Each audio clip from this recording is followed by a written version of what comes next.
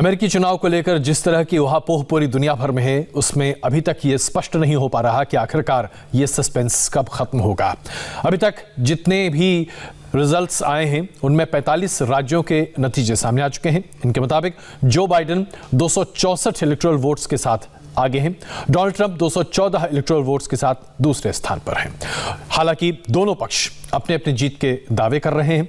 ऐसा लग रहा है जैसे कि डोनाल्ड ट्रंप को इस बात का पूरा यकीन है कि जीत उन्हीं की होनी चाहिए, लेकिन हर पक्ष अब पूरे तरीके से काउंटिंग का इंतजार कर रहा है।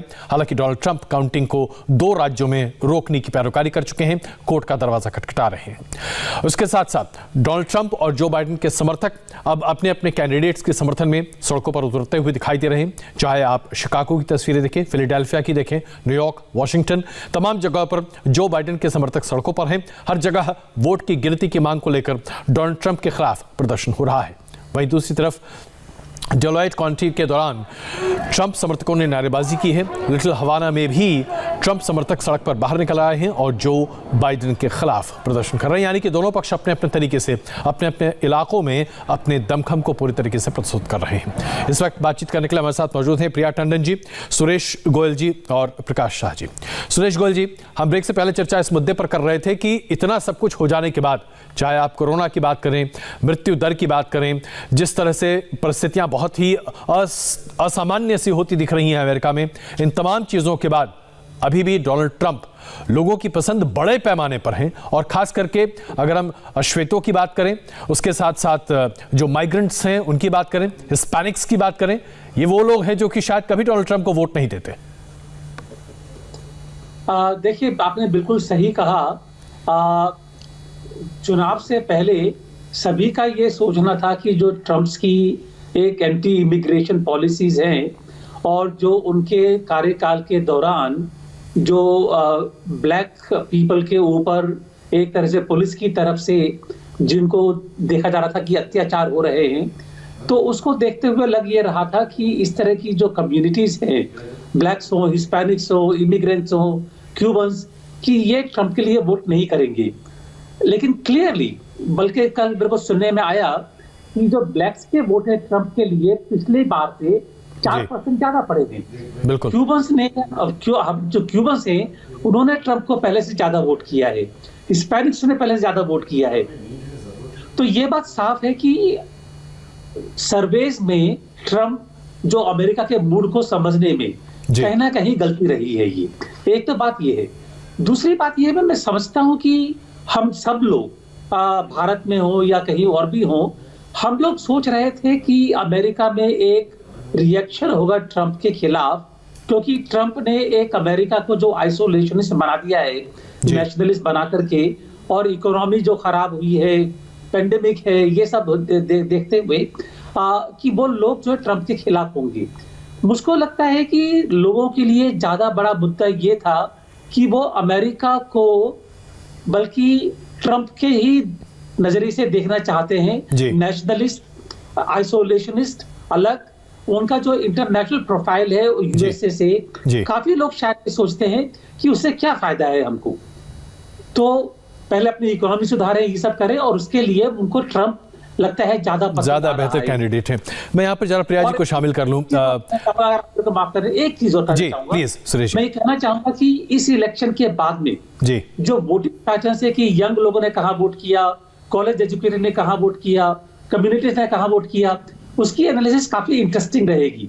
मेरे ख्याल देखना होगा कि कहां पर ट्रंप को ज्यादा पसंद किया जा रहा है। बिल्कुल, इसमें कोई शक नहीं है कि ट्रंप को ये वोट्स कहां से और कैसे मिले, और इतनी बड़ी संख्या में अपने आप में बहुत एक नए आधुनिक जांच और शोध का विषय होगा। लेकिन प्रिया जी, जो तमाम एग्जिट ओपिनियन पोल्स थे जिनके दम पर ऐसा लग रहा था कि जो बाइडेन के पास तो हारने की कोई परिस्थिति ही नहीं है, 2016 में भी कुछ ऐसा ही होता दिख रहा था, उसके पहले भी ओपिनियन पोल्स पर कई सवाल उठाए गए अमेरिका में। क्या आपको लगता है कि 2020 के चुनाव के बाद अमेरिकी जनता ओपिनियन पोल पर एतबार करना ही बंद कर देगी? क्योंकि जो दिखाया जा रहा था वो बिल्कुल सही नहीं निकला। आप बिल्कुल ठीक कह रहे हैं कि ओपिनियन पोल को लेके यहाँ की जो मनस्थिति है कि वो अब लोग ट्रस्ट नहीं कर सकते उसको, उनको लगता है कि ओपिनियन पोल जो आ रहे हैं क्या ये बिल्कुल सही हैं या कि इसके पीछे कुछ और तो सिचुएशन नहीं है। पर एक बात मैं और यहाँ कहना चाहूंगी कि आपने अजय जी बहुत सही कहा कि ट्रम्प को क्यों लोगों ने पसंद किया, कोरोना की वजह से उन्होंने क्यों नहीं बैकलैश हुआ। कोरोना की वजह से क्या हुआ, यहाँ बहुत लोगों की जॉब्स चली गई, फाइनेंस इकोनॉमी में बहुत फर्क पड़ा। उनको ये लगा कि ट्रम्प ही एक ऐसे हैं जो उनको दोबारा अपनी जॉब दिलवा सकते हैं, उनको उस हिस्से में मदद कर सकते हैं। तो ये भी एक फैक्टर रहा कि उनका ट्रस्ट ट्रम्प पे बहुत ज्यादा था। उनको लगा कि उनमें ये क्षमता है कि फाइनेंस को देखते हुए, इकोनॉमी को देखते हुए वो जॉब क्रिएशन कर सकते हैं। बिल्कुल यही प्रकाश जी सवाल आपके सामने।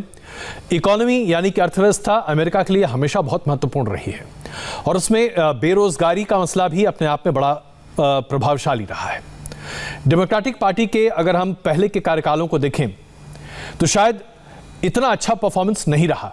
हेल्थ केयर को लेकर ओबामा केयर के संदर्भ में यह माना जाता रहा कि हेल्थ केयर को लेकर बहुत कुछ आगे बढ़त करने की कोशिश की गई, स्वास्थ्य सेवाएं आम जनता तक पहुंचाने की कोशिश की गई, लेकिन इकोनॉमिक रिवाइवल को लेकर डेमोक्रेटिक पार्टी पर बहुत लोग एतबार अमेरिका में नहीं करते। ऐसा क्यों? ये गलत है, क्योंकि बात यह है कि ओबामा बाइडेन के पहले 3 सालों में जितने जॉब्स क्रिएट हुए थे उससे कम जॉब्स ट्रम्प के पहले 3 साल में हुए हैं जी।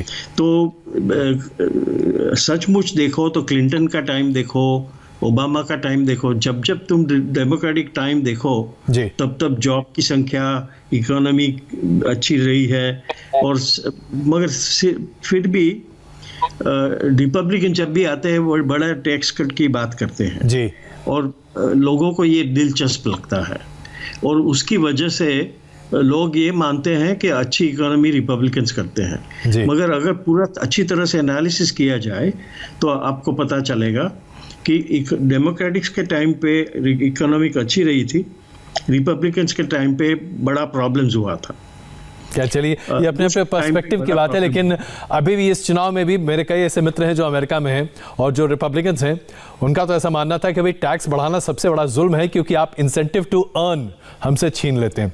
आप सबका बहुत धन्यवाद, इस चर्चा में शामिल हुए आप, हमसे आपने बातचीत की। इसमें कोई शक नहीं है कि अमेरिकी चुनाव अपने आप में बड़े दिलचस्प मोड़ पर है क्योंकि हम में से किसी को नहीं पता कि आगे क्या होने जा रहा है। ये एक ऐसी हॉलीवुड या बॉलीवुड की फिल्म है जिसका अंत अभी तक लिखा नहीं गया है, लेकिन क्या होगा ये हम आपको जरूर बताएंगे। बन रहिए हमारे साथ।